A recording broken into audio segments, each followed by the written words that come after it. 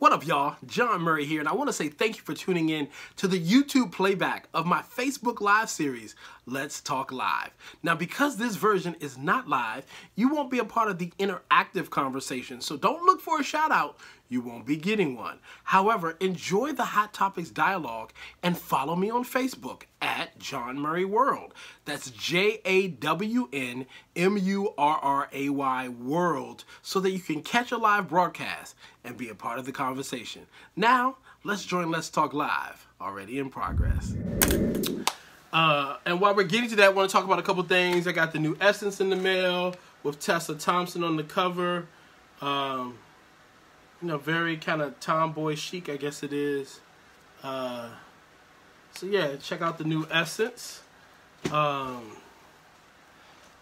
oh, the last time we did Let's Talk Live, I gave away a copy of April Ryan's book Under Fire. And so Antoinette Halsey, I'll cover your address. Your package is going out. It'll be out tomorrow. So just wanted to let you know it's already packaged.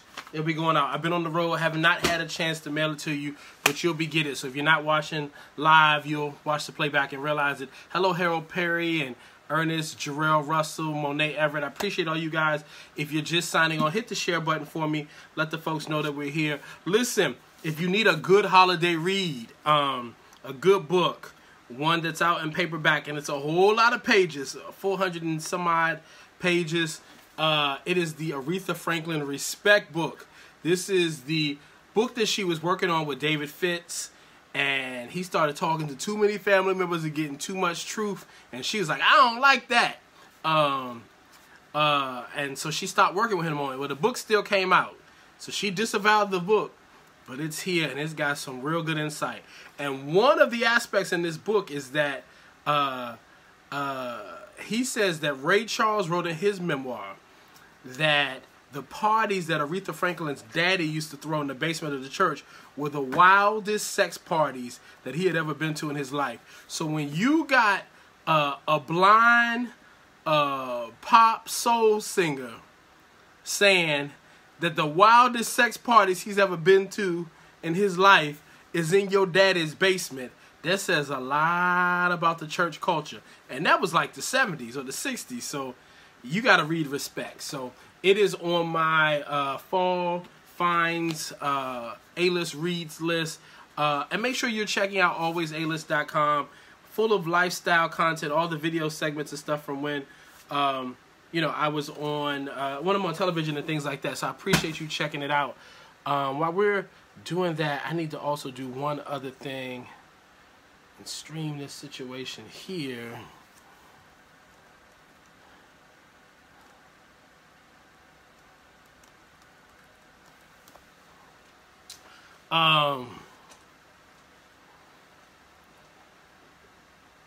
And as I told you guys a few weeks ago, or some of you already knew, I'd already seen the Aretha Franklin documentary. I may or may not have had a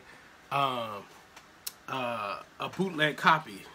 So, you know, she didn't want it to come out, and somebody blessed me with a copy. So, it's a great film, so catch it when it comes out in the city near you. I am also trying to multitask, because there's something that I need to do while we're doing this, so pardon me looking away for a second. But while I'm looking away, make sure you hit the share button. Tell the folks that we're here. What happened? Oh, crap. Ain't I live?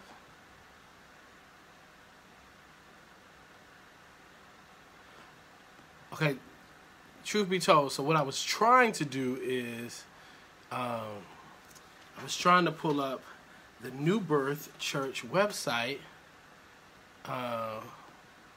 because I was trying to see if they were streaming the announcement of the new pastor tonight. And they're not. How could they not be streaming it? Oh, well. All right, back to you guys. Hey. Okay, so listen, a couple things. Over the weekend, my boy Leonard DeShields and jazz great Marcus Johnson invited me to their Black Wall Street party at the Gaylord Hotel here in Washington, D.C.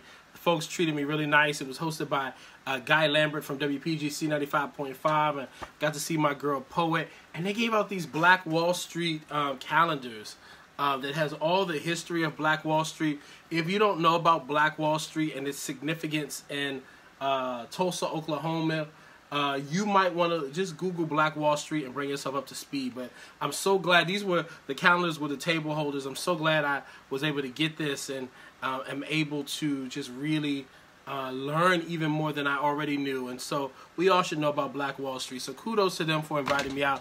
Glad I could get that that calendar. And then since I last talked to you guys, I also went to go see Redemption of a Dog. That was the Snoop Dogg play that starred Tamar Braxton, Demetria McKinney, Little JJ, Eric Benet, Omar Gooding, and LaToya London. My boy Mike Strong was in it as well. It was a Jacarius Johnson play, also produced by a buddy of mine, Linda Stewart. And it was a really solid show. It was a fun show. You know, it was Snoop's story. It was not a gospel play by any means. I saw some of the church mothers get uncomfortable because I think they thought they was coming for like a good, like Kirk Franklin type of experience. But there was some MFers and a whole lot of language in that play because it was based off Snoop's real story. So it had a very authentic approach. And let's just say a lot of them tipped out clutching their pearls. But yeah, but I enjoyed the show. Yes, I was at the show when Tamar walked out and did not do the second half of the show. Originally, I was not supposed to be at that show, but I ended up going to the earlier show. And lo and behold, I was there when the shenanigans happened. And so it was, you know, I'll just say I've been to a lot of productions. I've been to a lot of shows. I've just never seen anybody walk out midway through a show, particularly over something as foolish as a food delivery. You know, it was the height of unprofessionalism, and the audience was shouting out. They knew exactly who it was and who caused it and why it was happening. And so, you know, it was disappointing to see that it happened. You know, very disrespectful to the other cast members, but they rose to the occasion. They finished the show, and then she showed up that night like nothing had happened and did the late show, despite the fact that they had put up the sign saying that due to unforeseen circumstances, she wouldn't be there. So, you know, I don't know what to say about Tamar. You would think after her experience at The Real, after the ongoing shenanigans with her sisters, and just everything that's happened to her, that she'd realize that there's a one common denominator in these situations, and it's her. An amazingly talented woman. I mean, she can really sing.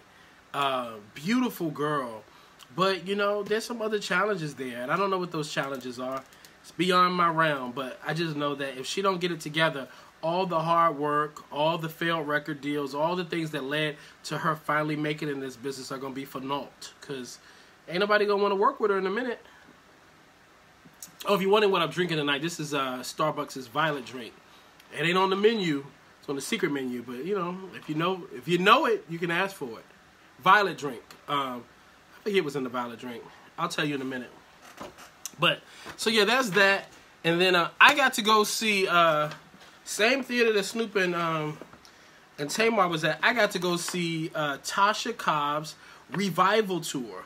Can I tell you, I was blown away by Tasha Cobbs' Revival Tour. I think there were like maybe 14 dates in total on this tour. All of the dates were sold out, except for one. And I'll tell you about that one in a minute. But 2,000 seat venues, self-promoted. She didn't have a Live Nation or AEG or anybody behind her. She promoted the tour on her own platforms. All but one of the shows was sold out. But most of the shows were in Live Nation venues. They couldn't believe that she sold out the shows the way that she did. I think the floor seats were averaging like $100, $140. The upper tier seats were like $80. And the average person in there was 75% of them were under the age of 35. Young people out there, they knew all the music. They stood up the entire hour and a half, almost 2 hour set. it was remarkable. Anthony Brown opened up in D.C. He did a great job. And so not only is Tasha just a dynamic artist, a sincere and passionate worship leader, somebody with a true heart for God that I just happen to be blessed to call friends with. Here's the thing. I got a lot of friends, and I know a lot of people because I've been in this business. I've been fairly good to people in the business, and so the people in the business are fairly good to me. But it's always great when even your friends can exceed expectations and kind of blow your mind. And in the case of Tasha, I expected to have a great night. I just didn't expect it to be such a well-executed show. See, sometimes they, I learned a term from Kirk Franklin. You know, worship and praise and worship music, he calls it vertical music because that's a singer singing directly to God. And so it's music that was typically done and presented in the Sunday morning or the church setting. And so artists like Tasha and others have been able to really mainstream the praise and worship sound. And so the vertical music, oftentimes there's no way to make that entertaining. There's not a way to make that engaging. And Tasha had choreography in this show. It was just a well put together show. I was very impressed. Also extremely impressed by it being sold out and just the amount of young people there. But Tasha is a businesswoman who has her own eyeglass line out now called Fritz, and she's gifted me a pair of the glasses. You can't see the logo because there it is, Fritz by Tasha Cobbs Leonard.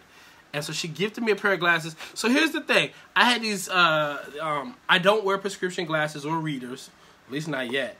And so I used to like to wear personality glasses all the time. And I had a pair of circular shaped ones that Tasha loved. And I went and bought her a pair and sent them to her.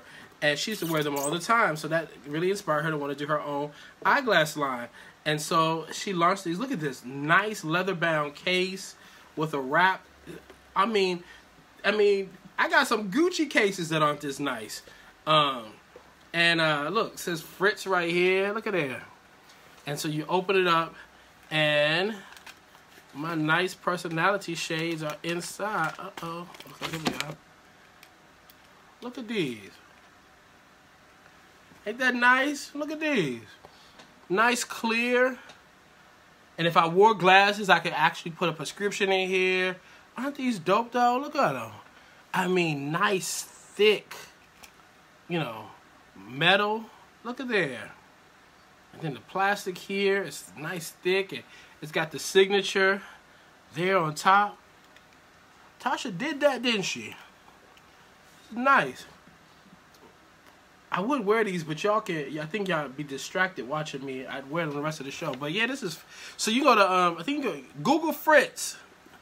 I should have wrote the website down before this, but Google Fritz or Tasha Cobbs Leonard glasses, and you'll be able to find them. But yeah, she named these after her daddy. Ain't that nice? Like, you launch your dream project, and it's an homage to your daddy, who is watching and smiling from heaven. Look at that. So this is where I just love all of this. I'm impressed. So kudos to my friend Tasha Cobbs on launching an amazing product. I'm so proud of her. Fritz, baby. Yeah, Fritz Eyewear. Look that up. And while you're looking up Fritz Eyewear,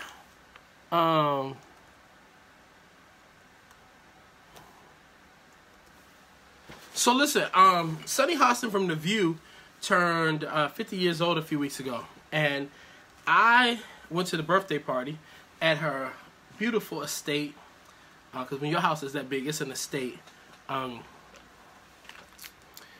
Just was a great time.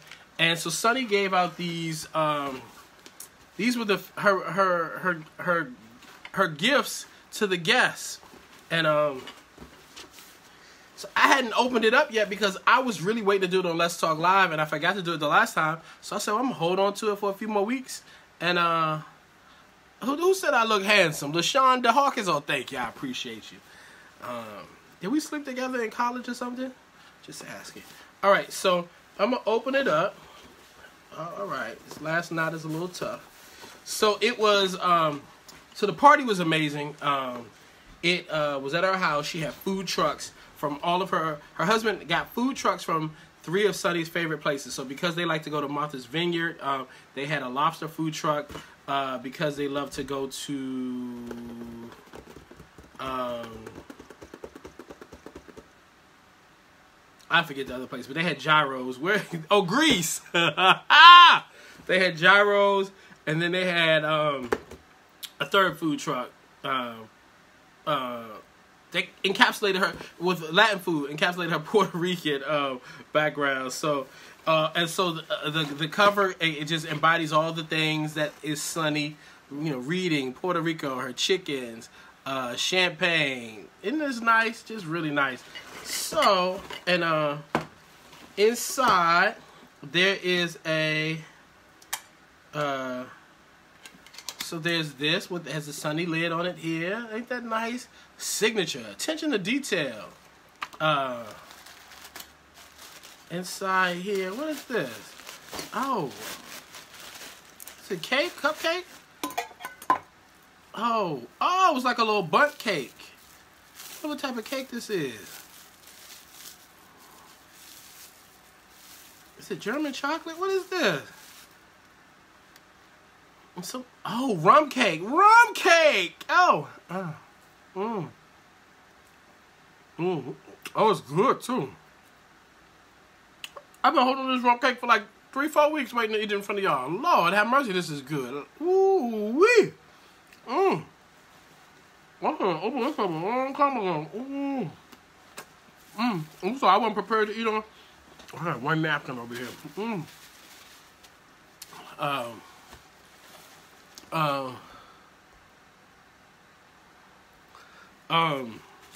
Yeah, sorry. Okay, so then what else we got in here? Oh, so then there's honey, because Sonny makes her own honey there at the crib. Oh, and then Knob Creek whiskey, her favorite whiskey. Oh, this is nice. Oh, a nice, oh, and then you can make Sonny's favorite drink, Sonny's Honey Old Fashioned. Okay, sidebar. I was with TJ Holmes at a bar in New York City and ordered an old fashioned. They look at me like I was crazy. The bartender and them asking why I'm drinking a white man drink. It was crazy. It was just, but yeah, this is Sonny's. Ain't it nice? I love to just be somewhere and somebody give you a nice gift. Ain't that nice? People don't have to be nice to you. So thanks again for inviting me, Sonny. Had a great time hanging out with a lot of my friends and stuff that worked at The View. And it was just great to be there. And this, when I say this rum cake is good though, I'm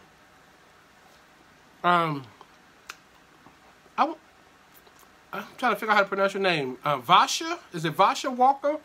She went to college with TJ. TJ Holmes is a cool dude. Shanice Bean said that's probably what the ingredients in the box is for, the DIY project. Yes, to make your own drink. Ain't that something how I figured that out live on the spot? So yeah, so I wanted to talk about that. And thanks, Sonny.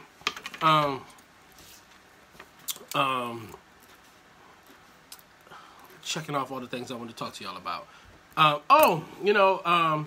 And everybody's been expressing their condolences and stuff to Kim Porter, the model, actress, and mother of Quincy from Star, and her 3 other children with Diddy, and Quincy from Star is her son with I'll Be Sure.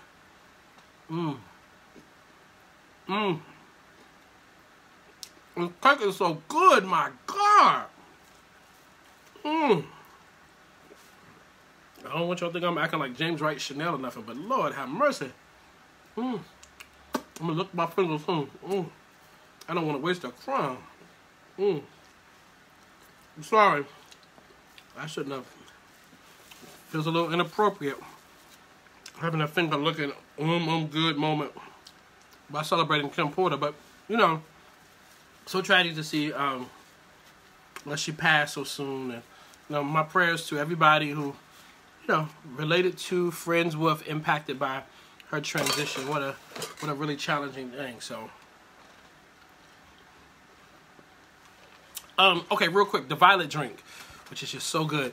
It is very berry hibiscus, and it has creamy coconut milk, ice, and a refreshing violet hue. Just really good.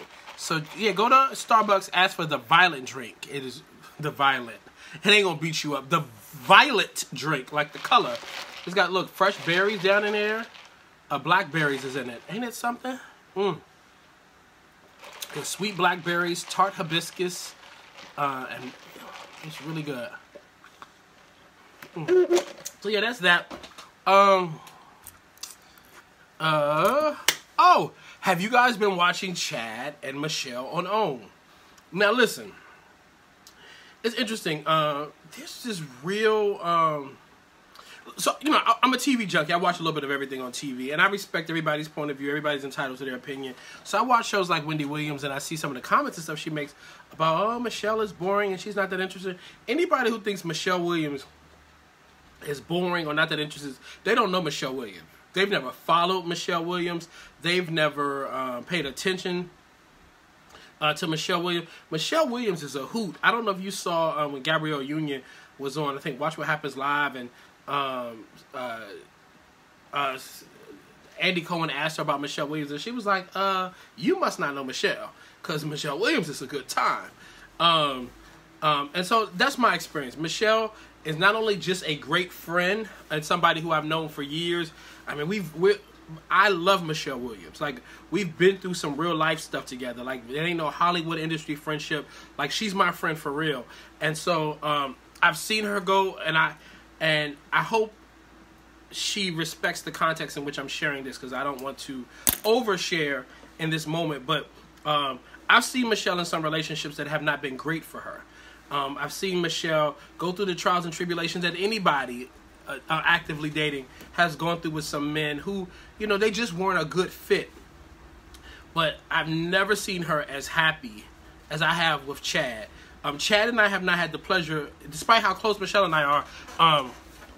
I live in D.C. Michelle now lives in L.A. I have not been in L.A. as much as I would like to have been this year. I mean, some in the spring, but not so much in the fall. But Chad and I have talked on FaceTime. We haven't had a chance to meet in person yet. But I know for sure that he has been great for her. He has just really made her happy. And so sometimes when your life is unfolding on a TV show and you don't necessarily control the edit, and you see little snapshots and portions of people's lives, you develop these perceptions and these ideas of what you think something is until you've seen things as a whole. I tell people all the time, put things in context. You can't watch a reality show episode and have a full opinion on somebody based on one episode. But what I do know is that he's a good guy. He's a man of faith. He's not a racist. There's these black conspiracy theory guys who are out there saying, oh, he's a racist because he follows Trump. Well, guess what? He follows Obama and Hillary Clinton too. So, I mean, you know, it's just hard to believe that in 2018 and in this climate, well, you know what? I guess it's not that hard to. You know what? Racism is still prevalent in this country, and because of racism, there are still people who have an issue with interracial relationships. And the reality is that there is a segment of the community, both black and white, who will have a problem with the fact that this black woman is dating this black man. What I know for sure is that Michelle dated a lot of black men. Not to say that she was a loose woman and dating all around or anything, but I do know she's dated plenty of men of color, and things just didn't necessarily work out. And this situation happened. She wasn't planning for it. She wasn't looking for it, but it's what has been good for her. And so I celebrate her. I'm happy for her. Everybody who loves her and is in real, authentic relationship with her is happy for her. And so anybody who's watching Chad Loves Michelle on OWN, just stay the course with the show. Don't take your cues from Wendy Williams. Don't take your cues from a couple arbitrary blogs. Don't take your cues from conspiracy theorists. Watch judge and make your own assessment of things, because, you know, I'll tell you this. I have some friends who have been in some relationships. I have some friends, both regular and famous, that have been through some divorces. And I'll use one of them as an example. My best friend, Sherry Shepard, when she was getting married to her second husband, the man who shall remain nameless, at no time can anybody provide any video, any social media posts. At the time, I was still on the Tom Jordan Morning Show, about to leave that show. At no time did I ever publicly say that I thought it was a good idea that she was with that man, because I knew it was a bad idea that she was with him from the very beginning. So I'll never come out and publicly advocate for a situation I don't believe in. I'm just too real for that. So when I say to you that I am happy that Michelle is with Chad, and I'm happy for their love and their happiness, that's from an authentic place, and I wouldn't be lying to you, all right? All right, so I dealt with that, and I'm moving on. And and then Michelle got her home decor line. She got her Believe candles. Make sure you go check out her Believe candles. Ooh, it smells so good. This was what scent was this one? This is eucalyptus lavender. So yeah, and they last a long time. Look at this, it's just beautiful. Yeah, so Google Michelle Williams Believe candle and check these out. Great for holiday gifts. You know, show up at somebody's house for Thanksgiving or Christmas, or just a nice holiday party. Take something with you. Don't be showing up to people's houses empty-handed. And come in with a bottle of Hennessy or white Hennessy. Bring a gift with you too. You know, stop being tacky. You know. All right. So okay, transition. So you know, Chad is a preacher, and Greenleaf is about a megachurch pastor. Have y'all been watching Greenleaf? Isn't Greenleaf good? Like, Greenleaf is so intense this season. I am waiting for Thursday. Like, does the bishop die? And look, if you behind on Greenleaf, like, put your fingers in your ears right now and don't listen for a minute. So Basie Skanks is back. He about to shoot Bishop, or we think he about to shoot Bishop. LaToya Luckett is killing this role as Basie's sister on here. Basie Skanks' wife is in love with Lamont Rucker's character. Greenleaf, like, great writing, great acting, great storytelling. Like, this season has been 10. If I was on Dancing with the Stars, 10 across the board. Greenleaf, thank you. It's been great. So I can't wait till Wednesday. You know, somebody said I ain't watched it. Well, you should have watched it. And I don't know how you can be behind on Greenleaf. You better binge watch when you get off Let's Talk Live tonight. All right. So that's all the things I wanted to talk about in the world. Y'all ask me some questions, and then we're going to get out of here tonight. I appreciate you guys hanging out. If you just signed on to, don't feel like you can't tell the people now to join the conversation. Hit the share button, let them know we're here. If you have not, please, 2019, I'm going to be making the transition from Facebook, and we're going to be moving over to YouTube. So make sure you are subscribed to my YouTube channel. It's my full name, Jawn Murray, JawnMurray. And while you're going places and hitting the subscribe button, also make sure you go to my Instagram page and hit the follow button. Instagram at Jawn Murray, JawnMurray. Oh, happy birthday to the little superwoman herself, Little Mo. Today's her birthday. Gospel artist Vashawn Mitchell, today's his birthday. And one of my favorite film critics, a buddy of mine, Sean Edwards, today's his birthday. Happy birthday to all of you all. MP Williams, what's my reaction to people being surprised about Jill Scott's performance? So unless you've been under a rock, there was a viral video where Jill Scott was simulating a certain sexual act. We'll call it a mic check in her performance. And people are like, oh my God, not Jill. And I saw some people saying, where's the dignity in class? Anybody who's shocked by watching Jill Scott emulator, mic check, in her concert has not listened to her albums. Jill Scott has some of the most descriptive, sexually intense, and explicit lyrics that I've ever heard in music. And so if that was new to you, then you must be new to Jill Scott. Brent Hardaway said, what's the truth behind Kim Porter's death? I don't do autopsies for a living, so I don't have an answer for you. Let's see here. Tamara Hartnett said, what's my thought on the pastor that asked a member to leave after coming to church dressed in women's clothes? There's a video of a pastor, I don't remember his name because he's not like anybody of significance that would like really resonate with people outside of hardcore church community. And though I'm abreast of most pastors who have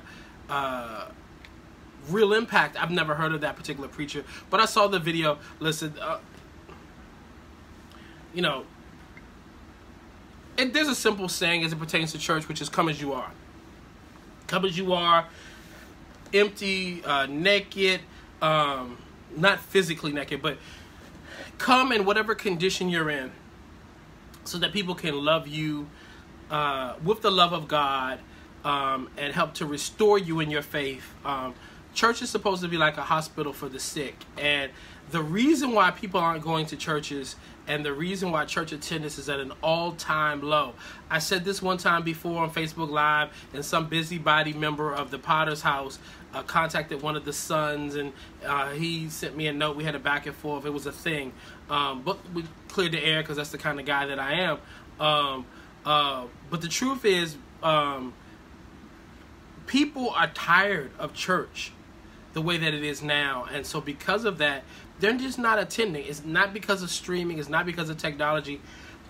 We live in a different climate where people are asking questions, and great-great-grandmama's regurgitated slave religion doesn't work. And so intellectual churches that deal with community, that deal with reality, that are preaching a contemporary message but have compassion and grace and really function in the love of God, those are the ministries that are growing. And so but you know, I interviewed Bishop T.D. Jakes on camera at the Essence Festival either 2 or 3 years ago, and we talked about the fact that his service has gone from 3 services to 1.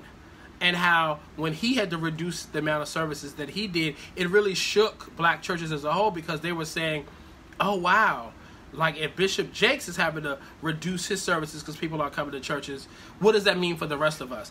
I say all that to say that the reason that we've never heard of the preacher that asked the man who came dressed in drag on women's clothes to leave, the reason that it appears as though that man is preaching in a storefront church is because of the man-made doctrine in which he applies to his ministry. There was no grace or no compassion or no love in that. That was a man-made agenda. And so if that's the type of church you want to be at, well, then you too can go join the storefront church. Or you could go find a church that's really helping the community, that's loving people, and really concerned about the spiritual growth and development of their members.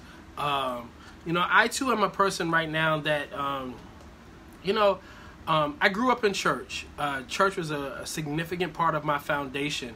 I love Jesus and I love God, but I ain't down for the okie doke and the foolishness of church. And I'm one of these people that I call out the foolishness as I see it. It's not a popular thing to do, because a lot of these people have been brainwashed and manipulated into believing that you don't talk bad about church, or you don't tell the truth about the things that are happening in church or in the faith community. But if the gospel is the truth, then why do you perpetuate lies? And so, you know, I just have a problem with churches who disrespect people. Hatred dressed up in religiosity is still hatred. So, all right, that's how I feel about that. Sorry, it was a bit of a long answer. What do I think about what John Gray said about his wife? Oh, okay, there's the video where John Gray... You got a lot of preacher questions tonight. Is these like all church people on here tonight? John Gray said basically his wife is like an oversized blanket and it had to grow into her, and that birthing him was more painful than birthing of his child. That's John Gray's point of view. I wish him well. If you don't subscribe to that point of view, then follow somebody else that you subscribe to. This is what I will say about that situation. Personally, I like John Gray. I think John Gray is a nice guy. I think John Gray was really in a position to make great impact, and I do think that John Gray's public perception has been compromised to many people because of him going to the White House with Trump. I am not a person that sits around and overanalyzes anybody's thoughts or saying if a TV show doesn't speak to me, I change the channel. I think people need to act that way in social media. People follow people they don't believe in. People, look at people's timelines and stuff that they don't share ideology, and then they sit around and overanalyze what they say and what they do. I just don't have the time or the energy for that. Like, I'm on an upward, forward trajectory, and I'm really focused on my next level. And so, there's a segment of people who like the things that John say, and they follow him. And I think if it's for you, follow it. If it's not, don't. But what I will say is that anybody that has a contrarian perspective to somebody's isn't out to get you. It doesn't always have to be a battle or a war. And I wish that for all of John Gray's good intentions, there was a way to pull his wife back on social media. I think sometimes she muddies the water as it pertains to his public posture. Hopefully I made that nice and politically correct. Let's see. All right, trying to catch up on...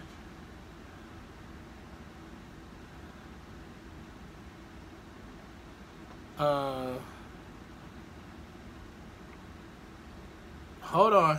I paused it, so I have to go back and read all the questions. And then a lot of you guys have comments.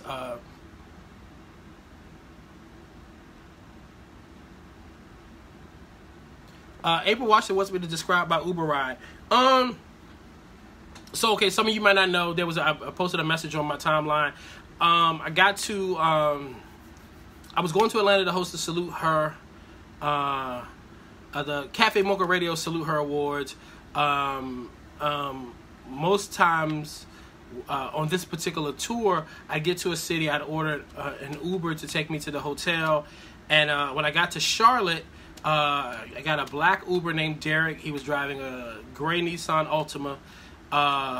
And I got in the car and he was listening to some horrendous radio show where a bunch of white people with heavy Southern drawl were having a very racist conversation about black and Latino people abusing the abortion systems, and how in certain cities, like literally the lady said, do you know that in some cities, the blacks and the Latins are having more abortions than they having babies? Somebody's got to do something about this.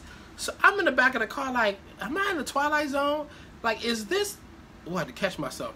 Is this man of color driving this car really listen to this self-hatred, racist rhetoric radio show that is saying such horrendous things about black people and Hispanics? And so I wasn't in the mood for a confrontation. I wasn't in the mood for a debate. I don't know if he knew me from television, if he had seen me on TV, and he knows that I'm a more liberal thinking, card-carrying Democrat. But whatever the case, I very nicely asked him, I said, hey, could you change the dial to something a little less contentious and offensive? I'm not really interested in listening to the dialogue on this radio show. And so he turned it to a conservative Christian music station that plays the CCM, the white Jesus, rock and roll Jesus music. And he says, well, maybe this will be a little less contentious for you. I guess the truth hurts. And I was like, oh, he's trying to bait me into a confrontation. So I said, I wasn't interested in discussing the radio show, and I'm not interested in discussing the subject of the radio show. If you could just get me to the hotel, that would be great. And he said, like I said, I guess the truth hurts. I said, you know what the truth is? You could actually let me out at the first establishment as soon as you pull up the street here. Because it was at this point, we're like, still leaving the airport. It was a little bit of a, I guess like a mile stretch from the terminal to the exit of the airport. And then as soon as we got outside the airport way, there's like a little, you make a right, there's a little business area, and there's a 7-Eleven over there. So as we pull into the 7-Eleven, he's making little comments. And I sat in the back of that car, and I have visions of myself busting this fool upside his head. And I just imagined myself being on one of those viral videos where I was now having to go on the news to explain why I bust this coon in the back of his head for listening to this racist, self-hating radio show. And so I just I stayed calm. It probably helped that I had only had like maybe 3 hours of sleep the night before, because I was working on a project before I flew to Charlotte. And so I got to the 7-Eleven. When I was getting out the car, I took a photo of him, which is how I have the photos that I posted on my timeline. And a lot of people, a lot of my celebrity friends, a lot of news people, White House people, retweeted what happened with me. And Uber contacted me. They scheduled a call with me. I walked them through the whole situation. They have launched a formal investigation. They have not followed up with me about the investigation yet. They won't tell you if the man gets fired or not, but they'll make sure that you don't get paired with them again. And because they do not disclose if the man gets fired or not, I'm not taking down any of my social media posts. I want folks to know exactly who this coon is. This self-hating Sambo Uncle Tom coon is what he is. So if you know Derek, the coon driving Uber down in Charlotte, tell him when you get in the car, hey coon. So that's my Uber story. Let's see. Celeste Germain wants Janet Jackson in the Rock and Roll Hall of Fame. I agree, she should be in there. Hey Scuba, I see you, buddy. Joanne Bailey Matthews says she loves my commentary. I really appreciate it. Joseph Mitchell asked me, did I love Tasha Cobbs? Watch this from the beginning. We talk a lot about Tasha Cobbs, and I even wear her glasses. Hold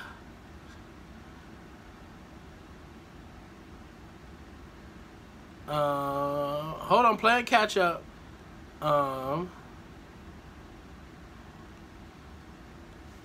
There's one more question somebody asked me. Oh, yeah, why y'all got all these church questions? What do I think about the video of the Kojic woman delivering the prophecy? The Kojic people shouldn't stream their services, because every time they do, they end up in a conundrum. Ignorance delivered as a false prophecy and a service is still ignorance. And I don't care how people respect somebody or who they are in a church denomination. Wrong is still wrong. That woman was talking wrong and reckless, and it wasn't from God. Anybody with an ounce of the Holy Ghost can tell she wasn't talking from God. So, I look a little shiny. Hold on. Thank you for the happy Thanksgiving, Tina. Maybe it's just these lights got me looking flushed. Ugh. All right, a few more questions and I'm gonna sign off. What's my Thanksgiving plans? I'm going to be cooking with my mom, and we have some cousins we're going to entertain, and it should be a nice Thanksgiving. A few more questions. There was a couple I skipped over too. I'll go back real quick.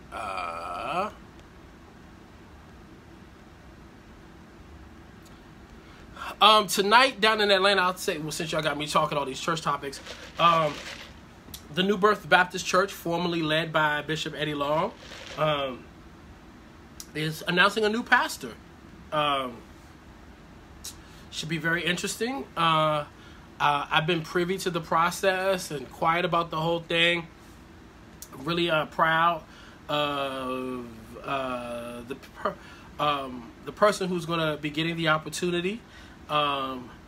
And you know, I think they're going to be in good hands moving forward. They had some really great candidates, but more than anything, the man who's been leading the charge, Bishop Neil Ellis, is an amazing human being. So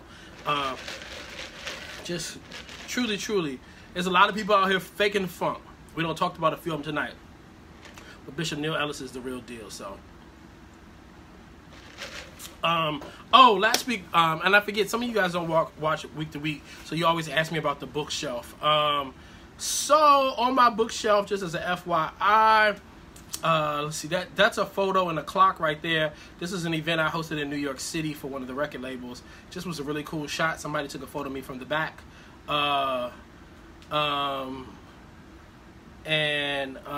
This is my professional wrestling collection, action figures. You know, everybody got a thing. Some people collect dolls. Some people collect those sports cards. I can't think what you actually call them. Some people collect china. What are things people collect? Everybody got a thing. Some people like black art. I collect wrestling action figures. I'm a wrestling fan. So those are my action figures there. And these three guys here are like my favorite guys. That's the New Day. That's Kofi Kingston. So yeah, that's them. So, and then that's their lunchbox right there. The New Day lunchbox. That's right there behind me. Over here, that's me and Lonnie Love at the White House Christmas party during the Obama years. This right here is a boxing glove that I got from the Muhammad Ali Center during the Kentucky Derby, and it is autographed. Ain't that something? It's a Coke bottle that has my name on it. And yeah, so those are a few things. Oh, that's a candle that I got from Sarita Jakes. I've never met Sarita Jakes, though, funny enough. Yeah. All right, let's see. A few more things.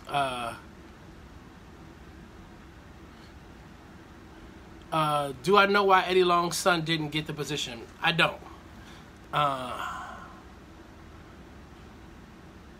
Michelle Steeler Babe Woods wants to hook me up with her daughter. Listen, I'm a piece of work. I don't know if I'd be a good fit for your daughter. Hello from Jamaica, Barbara Mowat.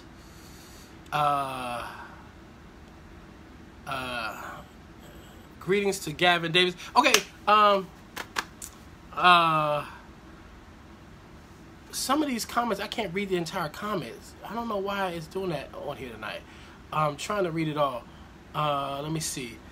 Kim Davis said, when I do some serious cooking, oxtails, etc. I'm trying to see what the rest of your message said. Hold on, Kim.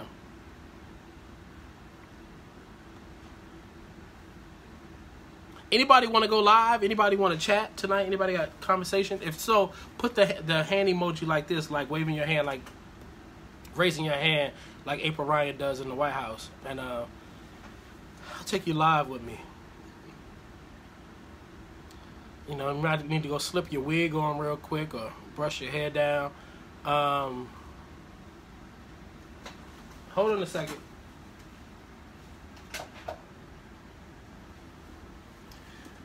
Kim Davis said, is it true that Lonnie and her boyfriend moved in together?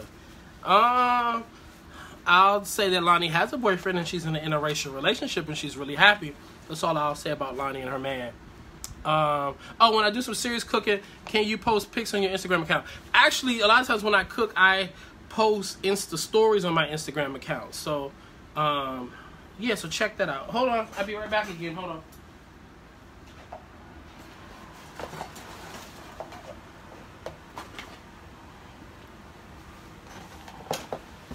All right, so already talked about Kim Porter. All right, I'm gonna ask one more time and then I'm about to say goodnight. Anybody want to join the conversation? If so, put the emoji with your hand up. If you got the video option, I'll let you chime in. What do I think of Cedric the Entertainer show, The Neighborhood? It's really good. I enjoy it. Him and Tashina Arnold stay with a check.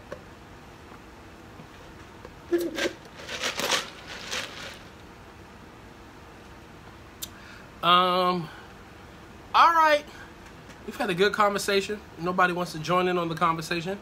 But I appreciate you guys being here, hanging out with a brother. And have a wonderful Thanksgiving. And I just appreciate you guys thinking enough of me to hang out with me for all of 50 minutes tonight. All right? Don't take it for granted. You know, love on your people. Tell your family that you love them. And do something nice for yourself this week. And be kind to people. Say something nice to a stranger. When you're in the stores, get off your phone and say hello. How you doing? Ask a service worker if they're having a good day, all right? All right, I love y'all. Appreciate y'all hanging out with me.